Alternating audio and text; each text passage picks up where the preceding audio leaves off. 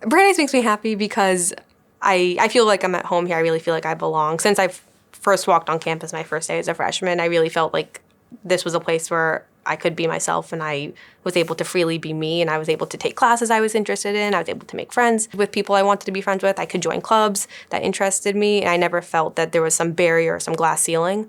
And because of my HSSP major, so that's a public health policy sort of major, so the Jewish value of tikkun olam, so repairing the world, is a big theme of that major. And a lot of the classes that I take are heavily focused towards how the world can be repaired and the different ways that health inequality and inequity affect how people live. There's always been an undertone, even if it's never explicitly stated in class, that we take these classes, we learn these topics, and we discuss these subjects because it's for the betterment of the world, and because we should hopefully be able to take all the information and all of the skills that we're getting from these classes and actually be able to contribute to the world.